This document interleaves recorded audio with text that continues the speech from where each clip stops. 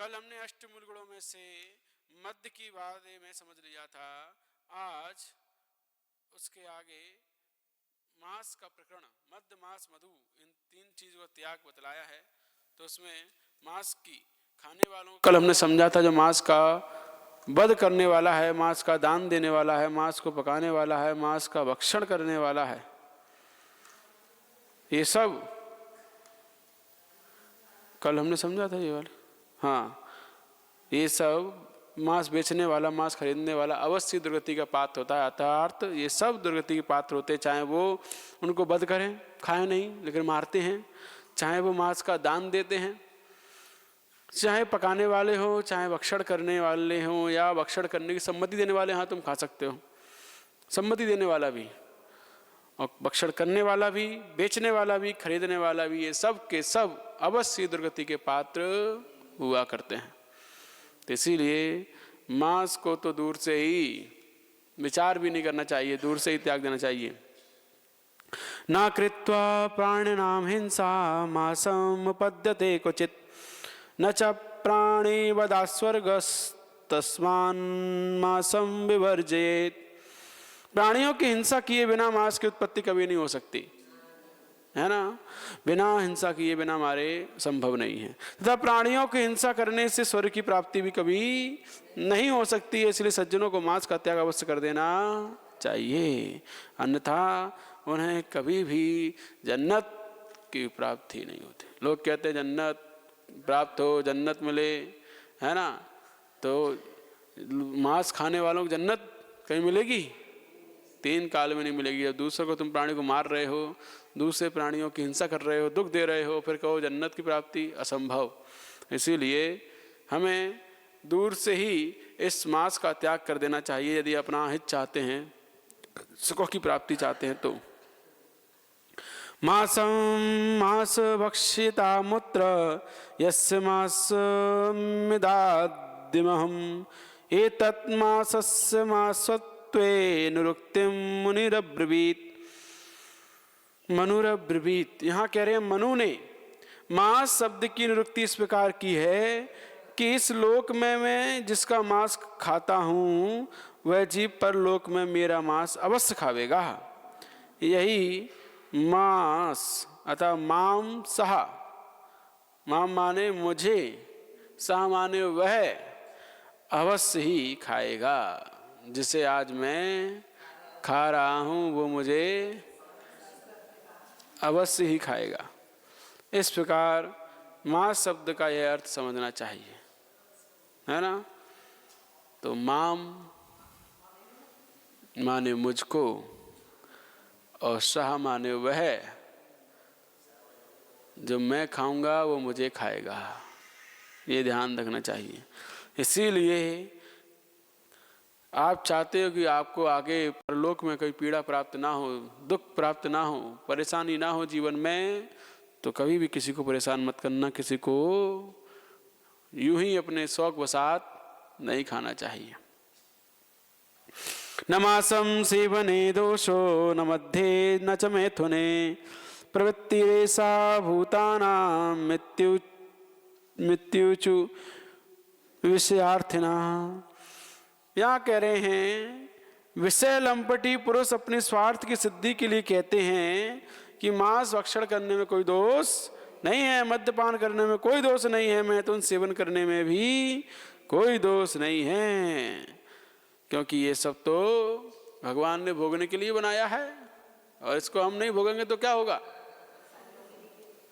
तो जो विषय में लंपटी हैं वो सब यही कहते हैं ये सब तो ईश्वर की देन है और ईश्वर ने दिया है, इसीलिए इनको बनाया है, खाने को बनाया है, पीने को बनाया है, स्त्रियों को सेवन करने के लिए बनाया है, इसीलिए बनाया है। तो निरंतर उनकी सोच ऐसी ही होती है। तो ऐसी सोच को रखने वाले पाखंडी भेष में मांस भी भक्षण करते हैं, शराब भी पीते हैं और मैथुन सेवन भी करते हैं और अपने आप को साधु संत बतलाते हैं।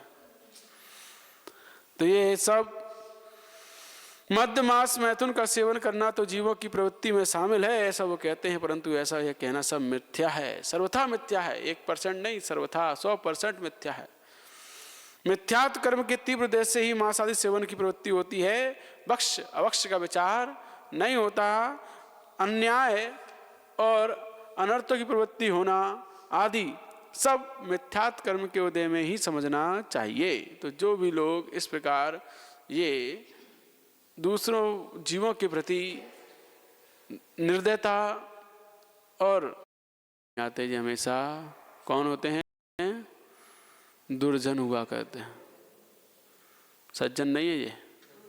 हाँ, और सज्जन पुरुष के विचार कभी ऐसे नहीं होते हैं, दुर्जनों के ही हुआ करते हैं।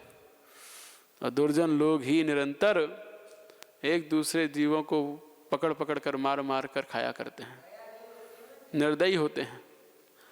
तो इसीलिए ये निरंतर संसार में भ्रमण करते रहेंगे, एक दूसरे के द्वारा निरंतर मारे जाएंगे। आज वो मार रहे हैं उनको, वो खा रहे हैं, जब वो बलवान होगा तो वो मारेगा, वो खाएगा। निरंतर पर पार्टी चलती रहेगी, संसार में भ्रमण चलता ही रहेगा। 84 लाख योनियों में भटकना तय है, निश्चित है। जो एक दूसरे को निरंतर आज मारकर खा रहे हैं, ऐसे निर्दयी लोगों का संसार बहुत लंबा है, अति दीर्घ संसार है।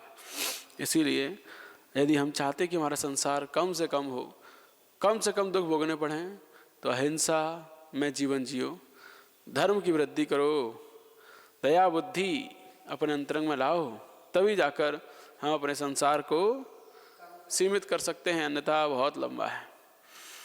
कृपालुताद्र बुद्धीनां चारित्राचारशालिनां अमृषा भासनामेषां नास्तुत्या गी क्वचिन्नृणां। जिनकी दया, जिनकी बुद्धि दया से भीग रही है, जो कुलाचार वित्ताचार आदि पवित्र चारित्र का पालन करते हैं, जो सदा सत्य भाषण करते हैं, ऐसे पुरुषों की वाणी सदा प्रशंसनीय ही होती है। ऐसे महापुरुषों के वचन ऊपर लिखे अनुसार अवक्ष्य वक्षण को प्रकट करने वाले पाप में वचन कभी नहीं हो सकते। किनके नहीं होते ऐसे पाप में वचन? जिनकी बुद्धि दया से भीग रही है, जो कुलाचार का पालन करते हैं। हमारे कुल का आचार कैसा है, उस कुल के आचार के अनुसार श्रेष्ठ कुलाचार का पालन करने वाले हैं। व्रताचार, व्रतों को पवित्र चारित्र का पालन करते हैं, जो सदा सत्य व्रत धारण करते हैं। ऐसे पुरुषों की वाणी ही प्रशंसनीय होती है और उनके वचनों में कभी भी दूसरों को मारने की, मद्य मांस मधु मैथुन सेवन करने की कोई भी बात उनके वचनों में नहीं हो सकती है। तो इसीलिए हमें सावधान रहना चाहिए ऐसे लोगों से जो इस प्रकार के वचन कहते हैं और अपने आप को श्रेष्ठ बतलाते हैं। तो ये कभी भी सज्जन पुरुषों की श्रेणी में नहीं आते हैं, और जब सज्जन नहीं है उनकी बातों में हमें आना भी नहीं चाहिए।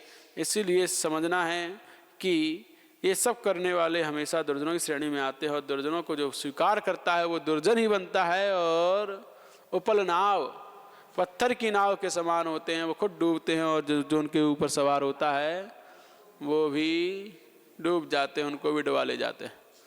तो इसीलिए सावधान रहना चाहिए ऐसे लोगों से, इनकी बातों का भी विश्वास नहीं करना चाहिए, जो इस प्रकार के मद्य मांस मैथुन सेवन में तत्पर रहते हैं। संदिग्धेपि परोले के लोके त्याज्य में चाशुभम बुधई यदि न स्यात् तथा किम स्यादस्ति चेन्नास्तिको हता। यदि परलोक का संदेह हो तो भी बुद्धिमान को पाप कार्यों का त्याग ही कर देना चाहिए, है ना।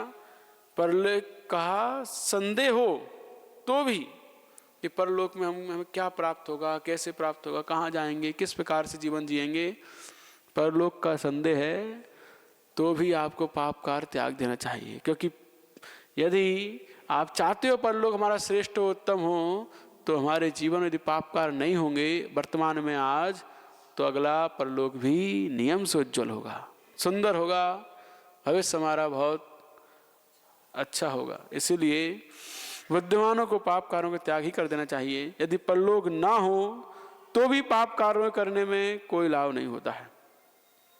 कदाचित परलोक की सत्ता वास्तव में सिद्ध हो जाए तो फिर परलोक ना मानने वाले नास्तिक लोगों का नाश ही समझिए।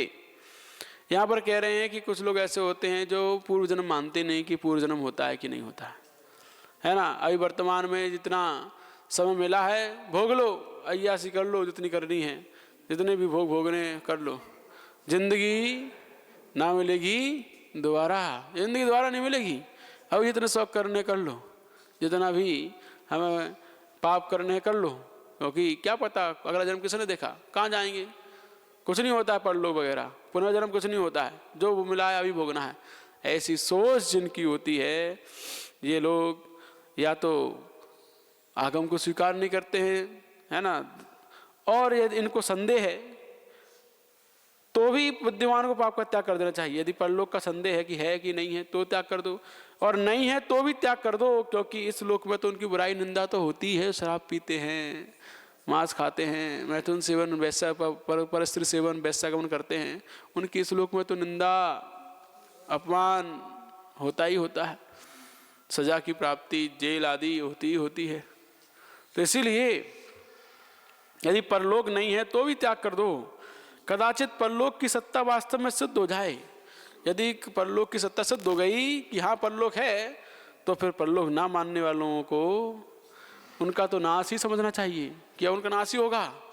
परलोक की सत्ता है और उन्होंने मानी नहीं, और उन्होंने पाप कार्य करते ही रहे, भोगते ही रहे कि द्वारा जिंदगी किसे मिल रही है, करते रहो जो करना है ना, तो उनका तो नाश ही समझना चाहिए। फिर ऐसे लोगों की आत्मा कल्याण कभी नहीं हो सकता। इसलिए परलोक की सत्ता मानकर पाप कार्यों सदा बचते रहना चाहिए, क्योंकि आगे चलकर भोगना ही भोगना है, निश्चित है। ये परलोक की सत्ता है, तुम मानो या ना मानो, क्योंकि साक्षात प्रत्यक्ष दिखाई देता है हर चीज। बच्चे में पूर्व के संस्कार, एक ही माँ के 4 बच्चे हैं और चारों की अलग अलग प्रवृत्तियां हैं, कोई कुछ है, कोई कुछ है, कोई कुछ है। पूर्व के संस्कार उनमें दिखाई देते हैं। यदि माता पिता के ही संस्कार उनमें होते तो सब एक जैसे होते, लेकिन सब अलग अलग हैं। तो कहीं ना कहीं परलोक तो है, पूर्व में कर्म करके तो आए हैं, उसका फल यहाँ भोग रहे हैं। तो इसीलिए हमें समझना चाहिए, जो लोग ऐसा कहते हैं कि किन्ने देखा आगे क्या होना है क्या होना है, वो चारवाक मत तो यही कहता है, खाओ पियो मौज करो, कर्जा लेकर घी पियो, मौज करो, क्योंकि मर जाने के बाद किससे कर्जा चुकाना है। तुम तो खाओ पियो बस, कर्जा लो, अपने भोगों में कभी मत आने दो, जिंदगी ना मिलेगी दोबारा, ये जिंदगी दोबारा नहीं मिलने वाली है। इसलिए मिली है आज, लूट लो जितना लूटना है, कर लो ऐश, कर लो शौक, फिर दोबारा नहीं हो पाए तो। ऐसी सोच निरंतर उन्हें दुर्गति की ओर ले जाती है, क्योंकि उनके मानने ना मानने से कुछ नहीं होता है। पर लोग तो है ही, और भूसे भुगतना पड़ेगा ही पड़ेगा। इसलिए पाप कार्य सदा बचते रहना चाहिए।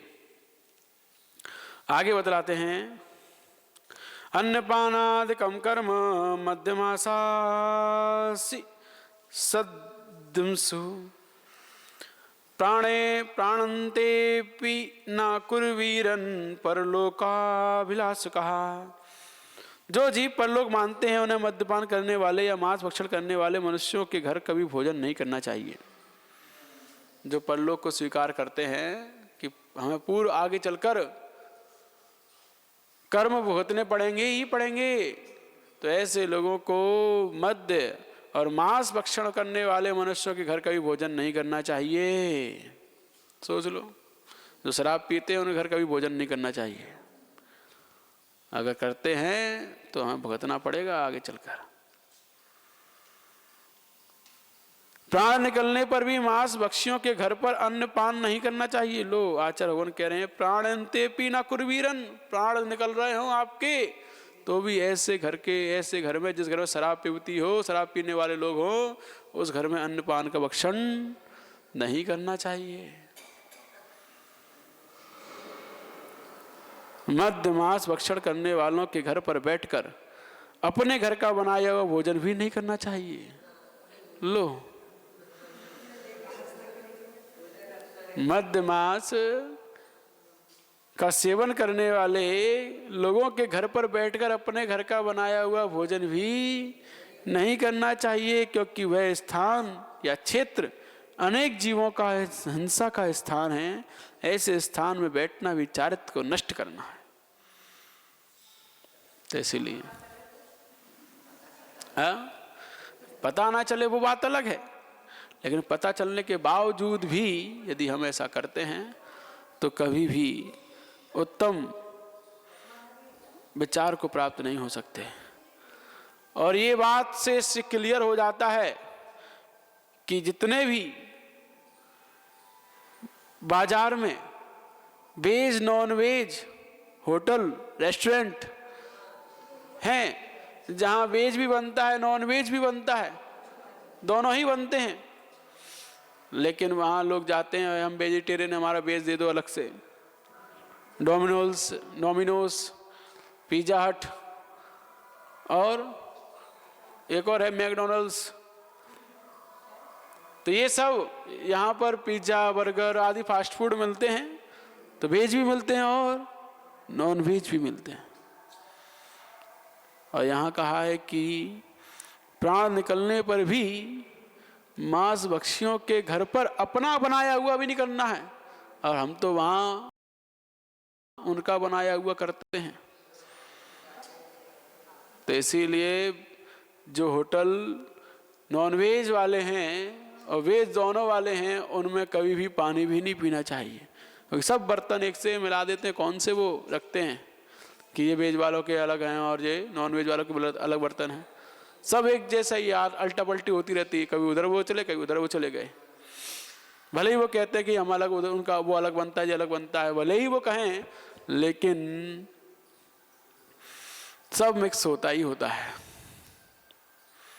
तो इसीलिए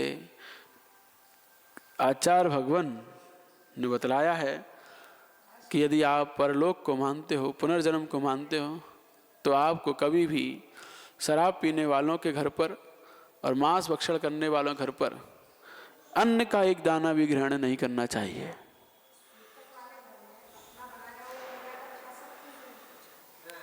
सूतक वाले घर में हाँ वो तो जा सकते हैं, खा सकते हैं। हाँ, जब तक सूतक है तब तक नहीं खाना चाहिए उनके यहाँ का। 3 दिन तक, 3 दिन की शुद्धि जब तक नहीं हुई है तब तक नहीं लेना चाहिए। कोई भी हो, प्रतिमाधारी हो, कोई भी हो, प्रतिमाधारी। हाँ, प्रतिमाधारी क्या है, वो तो 12 दिन तक नहीं लेगा, क्योंकि शुद्धि नहीं है ना वहाँ। तो इसीलिए तो कहने का मतलब 3 दिन तो सबके लिए है, और प्रतिमाधारियों के लिए पूरे 12 दिन हैं। उन्हें तो अगर वो उस घर के नहीं है तो बाहर से आए हैं, और उस घर के नहीं हैं तो सूतक वाले घर में भोजन नहीं कर सकते। और वो उसी घर के हैं, उन्हें खुद सूतक लगा है, तो वो करेंगे ही करेंगे अपने घर का ही। हाँ, तो बता तो दिया, मायके जाते हो आप तो 3 दिन का पालन करना। मायके में सूतक है तो आपको तो प्रतिमा है, हाँ, तो प्रतिमा का पालन तो आपको खुद बनाना पड़ेगा, खुद करना पड़ेगा, है ना। आगे बतला रहे हैं, तो इससे ध्यान रखना, यदि आप पुनर्जन्म मानते हो तो क्या करना है कि दोबारा पुनर्जन्म में ये सब ना भोगना पड़े, क्योंकि कृत कालित अनुमोदना, हम अनुमोदना तो कर ही रहे हैं उनके घर पे जाकर, उनके घर पे बैठकर भोजन पानी करके उनकी अनुमोदना तो हो ही गई, उनका साथ तो हम दे ही रहे हैं। और जिनका हम साथ दे रहे हैं मध्य शराब पीने वालों, मांस भक्षण वाले करने वालों का, तो कहीं ना कहीं हिस्सेदार हम भी हैं, और हिस्सेदार हैं तो परलोक में हमें ही भोगना पड़ेगा। दोबारा से उन्हीं का साथ मिल जाएगा जिनके साथ पर हम रह रहे हैं, जिनके यहाँ जाकर भोजन कर रहे हैं, उन्हीं का साथ मिलेगा। इसीलिए कभी भी हमें इन मांस भक्षियों के घर पर अन्नपान भी अपना नहीं करना चाहिए। प्राण निकलने पर भी, कितनी बड़ी बात कही आचार्य भगवान ने, प्राण निकलने पर भी शराब पीने वाले, मांस खाने वालों के यहाँ कुछ भी ग्रहण नहीं करना चाहिए, ये ध्यान रखना चाहिए। और ऐसा ध्यान रख लेते हैं तो बाहर का बहुत कुछ छूट जाता है, बहुत कुछ। और यदि ये हम स्वीकार नहीं करते तो हम मांस भक्षियों के हाथ का बनाए हुआ खाते ही रहते हैं। इसीलिए हमारे वैसे विचार होते हैं, हमारा मन कहीं भी किसी प्रकार शुद्ध नहीं हो सकता है। ये सब ध्यान रखते हुए हमें त्याग करना चाहिए। बता रहे हैं भोजनादिषु ये कुर्यु रंपांगते यही समम जना संसर्ग तत्र निंद्यन्ते परलोकेपि दुखिता। जो पुरुष पंक्ति भाई लोगों के साथ भोजन करते हैं, पंक्ति भाई मतलब जो बिरादरी से बाहर के लोग हैं, पतित नीच लोग हैं, नीच कार्य करने वाले हैं, खोटे कार्य करते हैं, है ना, जैसे मछली पकड़ना, उनको मार कर बेचना, नीच कार्य करते हैं, कपड़े धोना, बाल बनाना, है ना।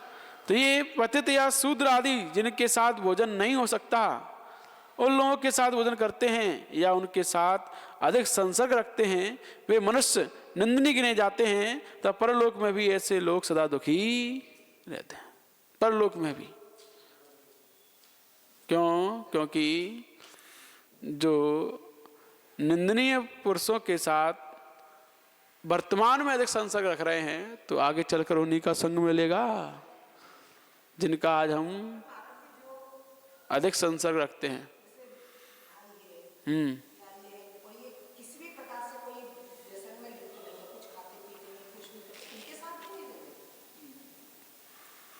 कौन?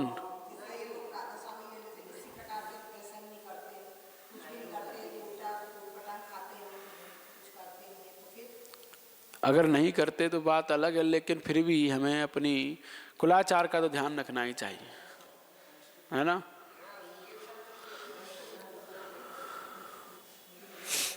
कुत्सिताग मसंभ्राता कुतर्क हत चेतसा बंधन्ति वादना के चिन्ना वक्ष्य में किंचना। कुत्सित या निंदनीय शास्त्रों के पठन पाठन से जिनकी बुद्धि भ्रष्ट हो गई है, किनकी?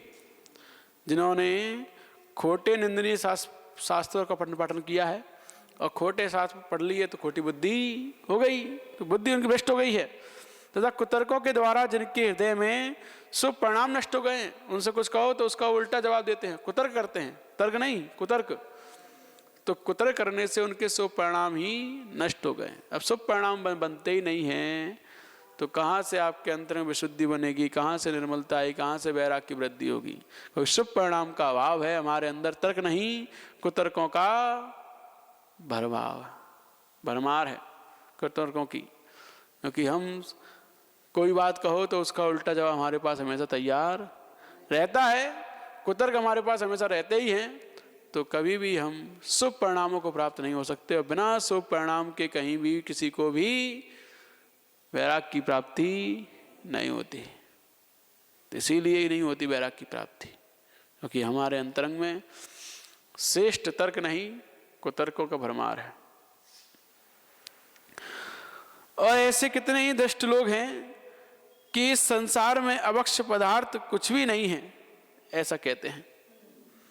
कितने ही दुष्ट लोग ऐसे कहते हैं कि कुछ भी अवक्ष नहीं है, सब खाने योग्य, सब भक्षण करने योग्य है, क्योंकि भगवान ने सब भोगने के लिए बनाया है, सब उसकी माया है, उसका दिया हुआ प्रसाद है, बस ऐसा कहकर सब भक्षण किया करते हैं।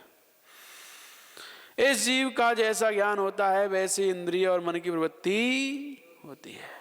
जैसा ज्ञान वैसा ही उसकी मन में सोच, वैसे उसकी कार्यों की परिणति प्रवृत्ति होती है। लाख समझाने पर भी नहीं समझता है, क्योंकि उसका ज्ञान ही वैसा ही है। वैसी ही इंद्रियों तथा वैसी ही युक्तियों को ढूंढ लेता है, जैसी उसकी मन की प्रवृत्ति होती है, जैसे मन में चलता रहता है वैसी युक्तियों को ढूंढता है, वैसे ही कार्यों करने में तत्पर रहता है, वैसे ही कार्यों में रुचि रखता है जैसे उसकी मन की और इंद्रियों की प्रवृत्ति होती है। तो इसीलिए हमें अपनी खोज समझ में आ जाती है कि हमारी खोज सोच कैसी है, क्योंकि हमारे कार्य किस प्रकार के हैं, किस प्रकार की युक्तियों में हम निरंतर लगे रहते हैं, क्या क्या ढूंढने में, क्या क्या करने में हमारी मन और इंद्रियां प्रवृत्त रहती हैं। ये सब चीज़ें हमारे ज्ञान से पता चल जाती हैं।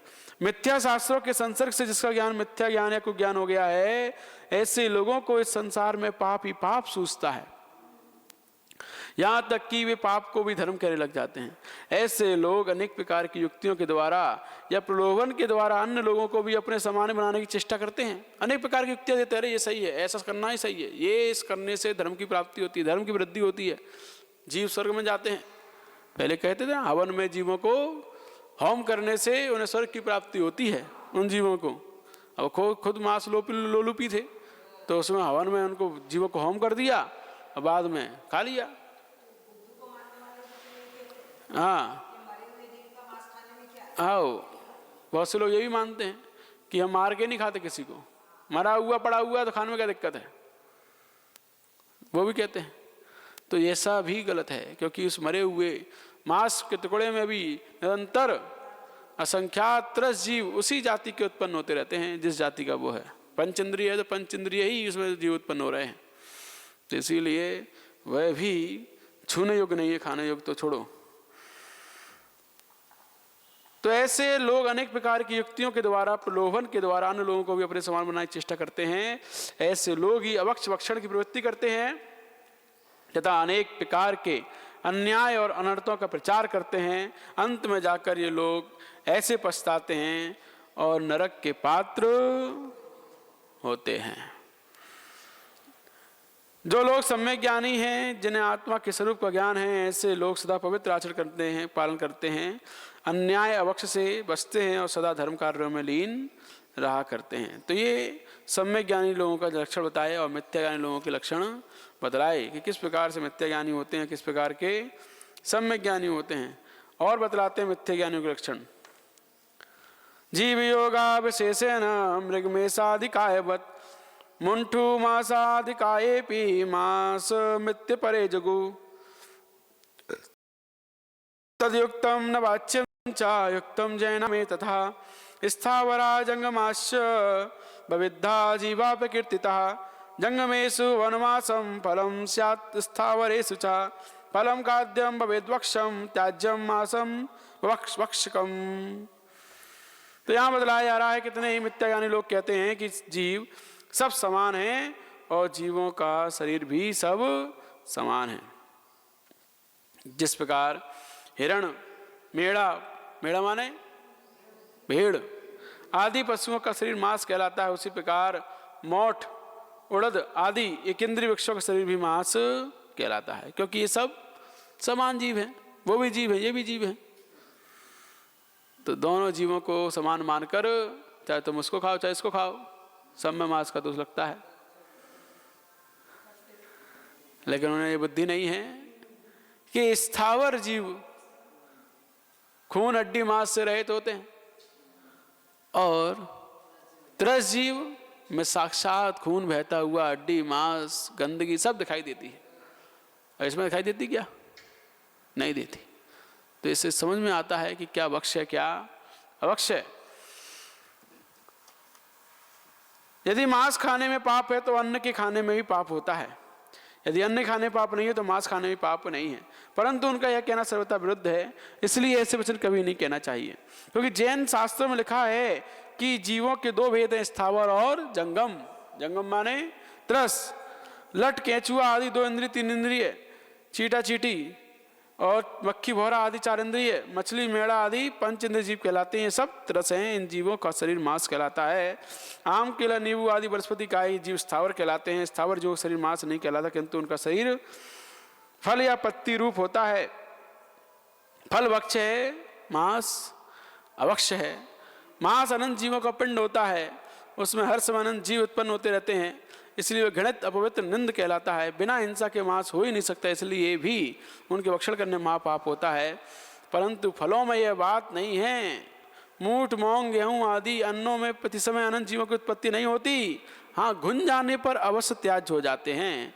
इसलिए अन्न के भक्षण करने में पाप नहीं है, मांस के भक्षण करने में महापाप है। इसके सिवाय एक बात यह भी है कि मांस भक्षण करने वाले लोग क्रूर, निर्दयी, आतताई, मलिन विचार करने वाले और पापी होते हैं। अन्न भक्षण करने वाले शांत, पवित्र विचार वाले, सदाचारी और दयालु होते हैं। प्रत्यक्ष में भी मांस और अन्न में आकाश पाताल का अंतर दिखाई देता है। इसीलिए मांस अवक्ष है और अन्न भक्ष है, एक समान नहीं समझना चाहिए। तो बहुत से लोग अपनी अपनी युक्तियां देते हैं अपने आप को सही बतलाने के लिए। आई एम राइट, तो ऐसा है, ऐसा करोगे तो ऐसा है, ये भी है। सब जीव समान है, सब जीव समान है, तो वो भी खाओ चीजें खाओ, सब बराबर है, जीव जीव का भोजन है, कहा करते हैं। तो इस प्रकार अलग अलग युक्तियों देखकर अपने आप को सही साबित प्रतीक मिथ्याष्टि जीव किया करता है।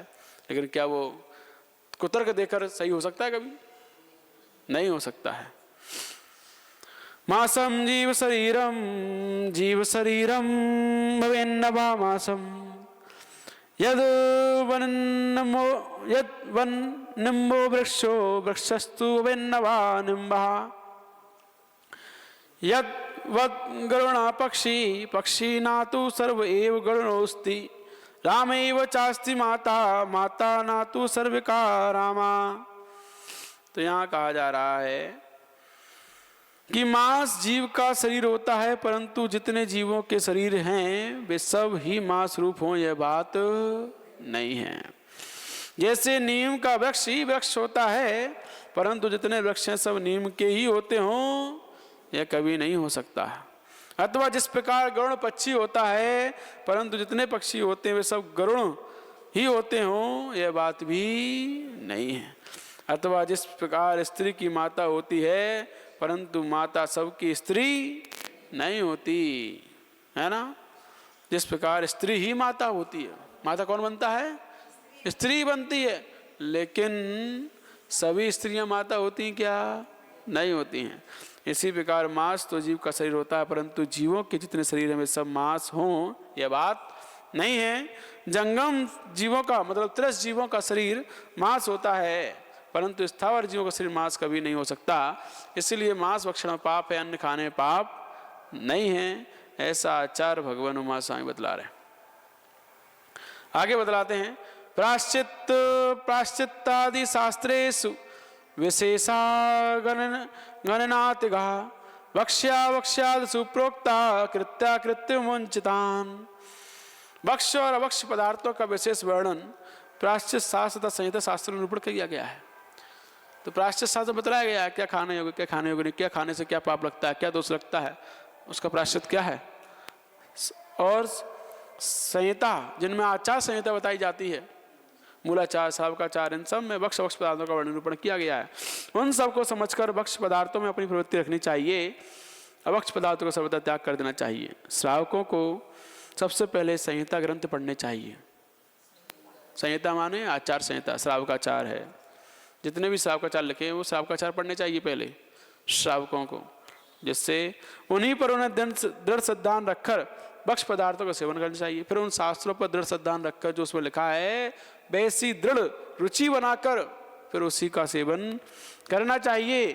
पाप पुण्य का सदा ध्यान रखना चाहिए। नीच संगति में बैठकर बुद्धि का दुरुपयोग नहीं करना चाहिए, जैसे बने आत्मा कल्याण करना चाहिए। ये बात यहाँ बतलाई है। और भी लोग अलग अलग युक्ति देते हैं, सो बता रहे हैं। शुद्धम दुग्धम न गौमासम वस्तु वैचित्र मिदृशम विषग्नं रत्न मोहेयम विषम चा विप्रदेयता हेयम पलम पयम पेयम समम सत्यपि कारिणे विश्रोद्रायुषे पत्रम मूलम तु मृत्ये मतम। किसी एक ही वस्तु से दो प्रकार के पदार्थ उत्पन्न होते हैं, उसमें से एक पदार्थ शुद्ध होता है, दूसरा अशुद्ध होता है। दूध भी गाय से उत्पन्न होता है और मांस भी गाय से उत्पन्न होता है, परंतु दूध शुद्ध होता है, मांस अशुद्ध होता है। यह वस्तु के स्वभाव की विचित्रता है। लेकिन बहुत से लोग आजकल ये भी युक्ति देने लगे हैं, दूध गाय के थैली में से आता है, जहाँ वहाँ मांस रहता है, मांस से टच होकर आता है, तो वो मांस से टच हुआ दूध कैसे पवित्र हो सकता है, कैसे शुद्ध हो सकता है। बहुत से तर्क दे दिया करते हैं। क्या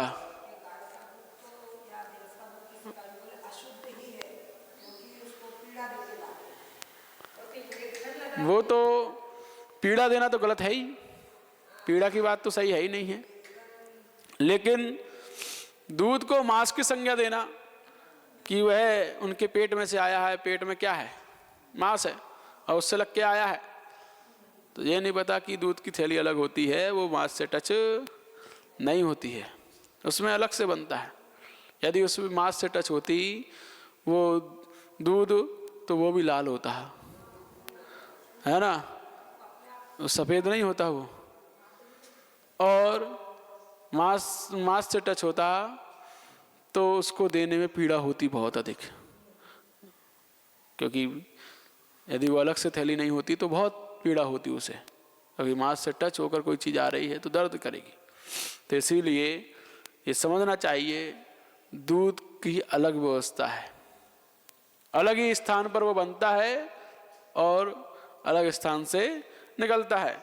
तो वो ये स्वभाव की विचित्रता है कि वही गाय मांस दे रही है, वही गाय दूध दे रही है। मणि भी सर्प से उत्पन्न होती है और विष भी सर्प से उत्पन्न होता है, परंतु मणि से विष दूर हो जाता है और विष से मनुष्य की मृत्यु हो जाती है।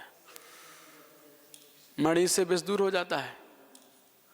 कोई कोई मणि ऐसी होती हैं, हाँ, सर्प की मणि, जिसके स्पर्श करने से विष दूर हो जाता है और सर्प के विष से मनुष्य ही दूर हो जाता है।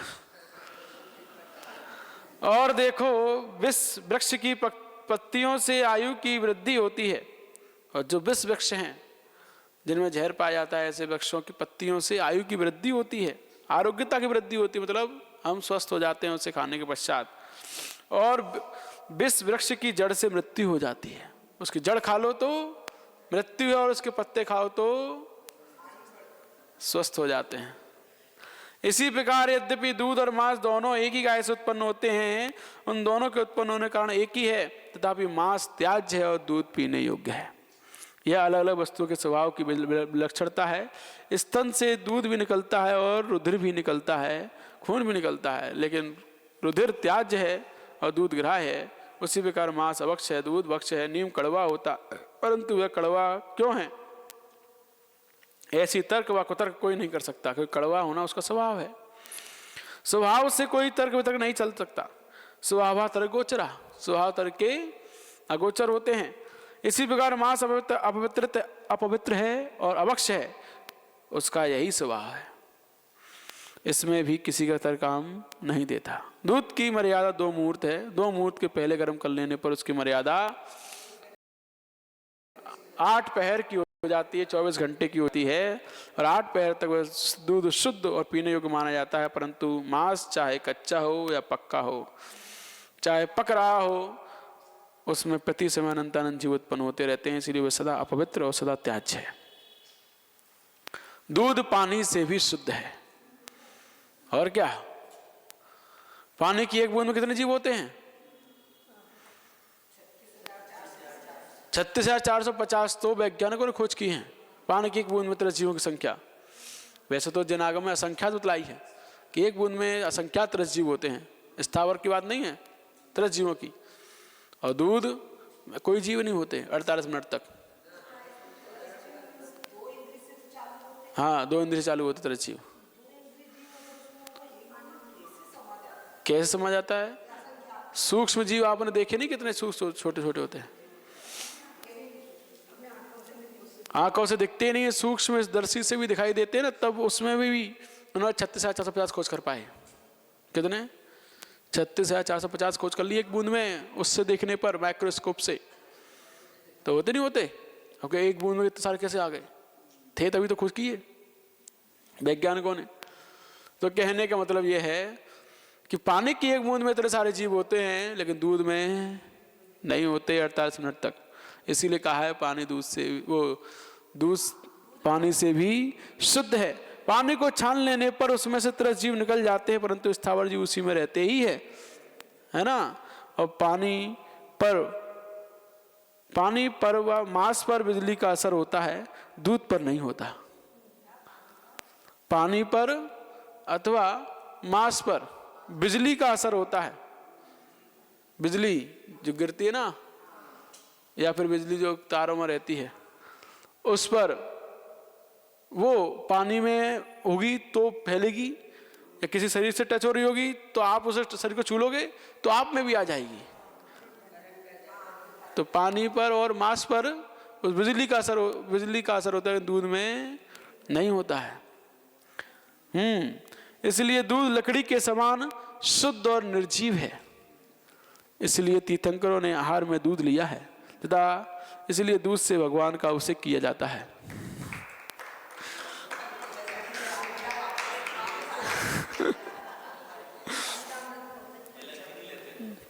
कहने का मतलब पानी से ज्यादा शुद्ध क्या बताया? दूध। क्योंकि एक बूंद में 36,450 जीव तो खोज कर लिए, संख्यात होते हैं, आगम में लिखा है। तो हम इतना सारा पानी छानते हैं और बिलछानी क्या पहुंचा पाते वहां तक? कितने सारे जीव घात होता है। फिर जल का एक जीव गर्म करते हैं, वो जल का एक जीव का भी घात होता है। लेकिन दूध यदि समय पर निकाल लिया जाए और समय पर गर्म कर लिया जाए तो किसी का कोई घात नहीं है, शुद्ध लकड़ी के समान उसे बतलाया है। तो इसीलिए वह निर्जीव है। नहीं जाएगा, करके देख लेना।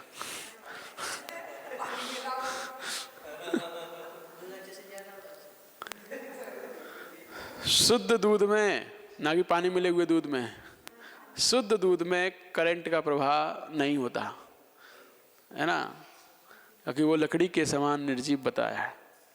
करके देख लो एक बार, क्या जा रहा है? कहीं नहीं हो जाता। हाँ, एसीडीसी वाले से। पंचगव्यम तु तैरिष्ठम गौमासे सपता कुतः कृतः तत्पित्त जाप्यपादेन प्रतिष्ठाद सुरोचना। यहाँ कह रहे हैं वैष्णवों के यहाँ माने हुए पंचगव्य में गौ में गोबर और गौमूत्र माना है। गौ में और गौमूत्र दोनों ही गाय से उत्पन्न होते हैं तथा गोरोचन भी गाय से उत्पन्न होता है, परंतु उन्हीं वैष्णवों ने यहाँ गौमूत्र और गौ में दोनों ग्रहण करने योग्य माने हैं तथा प्रतिष्ठा आदि कार्य में भी वे गोरोचन का भी ग्रहण करते हैं, परंतु वे ही वैष्णव गौमांस को शपथ पूर्वक त्याग कर देते हैं। यद्यपि गोरोचन और गौमांस दोनों ही एक ही गाय से उत्पन्न होते हैं, तथापि गोरोचन ग्राह्य है और गौमांस त्याज्य है। यह वस्तु का स्वभाव ही ऐसा है, इसलिए मांस सदा त्याज्य है और दूध ग्राह्य है। ये समझना चाहिए, है ना। तो ये सब चीजें तर्क देकर बतला रहे हैं कि किस प्रकार से वह सब ग्रहण करने योग्य और सब वो मांस त्याग करने ही योग्य है। शरीरावयवत्वेन मासे दोषो न सर्पिषु धेनुदेश तमूत्रम न पुनः पैसा समम। घी और मांस दोनों ही शरीर के अवयव हैं, तथापि मांस अभक्ष्य और घी भक्ष्य है। गाय के शरीर से दूध भी निकलता है और मूत्र भी निकलता है, परंतु दूध ग्रहण करने योग्य और मूत्र त्याग करने योग्य है। तो सब चीजें एक ही वस्तु से प्राप्त हो रही हैं, लेकिन कुछ ग्रहण करने हैं, कुछ त्याग करनी है। ये मत समझ लेना सब चीज एक जैसी हैं, सारे जीव एक समान हैं, कुछ सब खा सकते हैं, है ना। नहीं, भले ही एक चीज से उत्पन्न हो रही सब चीजें, लेकिन सब खाने योग्य नहीं है।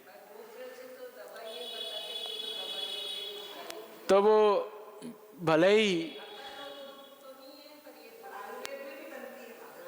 बनती हैं, लेकिन वो भक्ष्य नहीं है, अवक्ष्य। यथा वा तीर्थभूतेव मुख्यतो निंदते ही गौ पृष्ठतो बंधते सैव किदित्थम प्रकाश्यताम।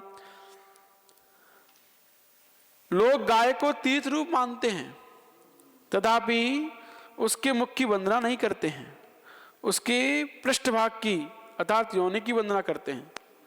यद्यपि योनि और मुख दोनों ही एक ही गाय के शरीर के अंग हैं, तथापि एक अंग वंदनीय है और दूसरा अंग वंदनीय नहीं है। एक वस्तु के स्वभाव, यह वस्तु के स्वभाव की विचित्रता है। इसी प्रकार मांस त्याज्य अन्न त्याज्य नहीं है, ये वस्तु के स्वभाव की ही विचित्रता है। तो बतला दिया, एक ही चीज है, गाय का मुंह, गाय की पृष्ठभाग एक ही व्यक्ति, एक ही गाय का है, लेकिन कुछ पूजनीय है, कुछ पूजनीय नहीं है, अन्य लोग मानते हैं, है ना। तो उनकी बात यहाँ बतलाई है। लेकिन इसी प्रकार एक ही वस्तु में जब दोनों चीज अलग अलग हैं, तो ऐसे ही मांस अलग है और अन्न अलग है, ये समझना चाहिए। अन्न को भी मांस की श्रेणी में कभी नहीं लेना चाहिए, ये कभी वस्तु का स्वभाव अलग अलग है।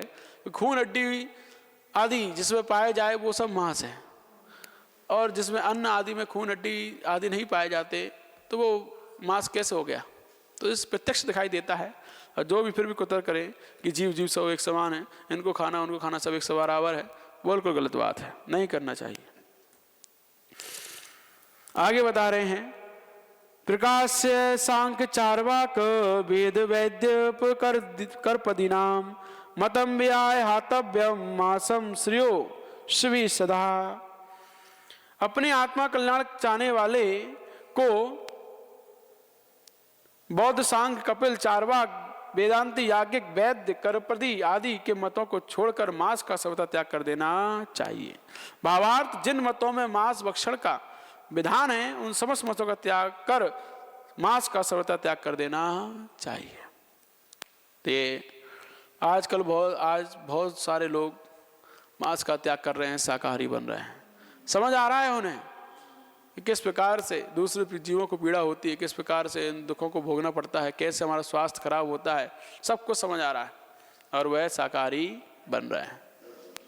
तो यही बात बताई है, यदि आप अपना कल्याण चाहते हो तो जिस जिस धर्म में मांस खाना बतलाया है उस धर्म का त्याग करके शाकाहार को स्वीकार करो, तभी आप पूर्ण रूपेण अपना आत्म कल्याण कर पाओगे।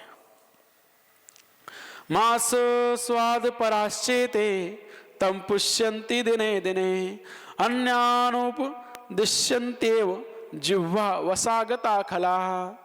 ये बौद्ध याज्ञिक आदि अनेक मत वाले मांस भक्षण के लोलूपी हो रहे हैं, इसलिए प्रतिदिन मांस भक्षण करने की पुष्टि करते हैं तथा जिह्वा इंद्रिय वशीभूत होकर कितने ही दुष्ट पुरुष दूसरों को भी मांस भक्षण करने का उपदेश देते हैं। तो खुद खाते तो दूसरों को कहेंगे, तो दूसरे खाएगा तभी तो उनके लिए लाएगा, और उन्हें कौन देगा, दूसरे से मना करेंगे तो इसीलिए खुद लोलूपी हैं तो दूसरों को खाने के लिए प्रेरित करते हैं, और दूसरा खा के अपने खाने के लिए लाता है तो उनके लिए भी ले आता है, तो ये उससे उनकी दुकान चलती रहती है।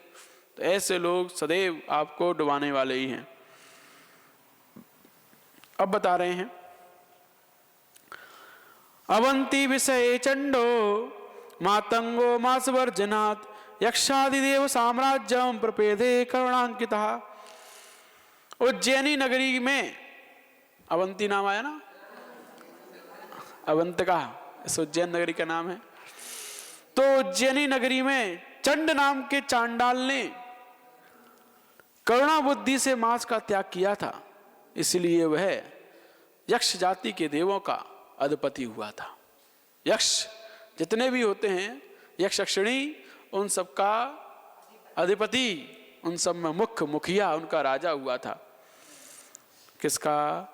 करुणा बुद्धि से मांस का त्याग करने से चांडाल कहाँ पहुंचा? यक्षों का अधिपति।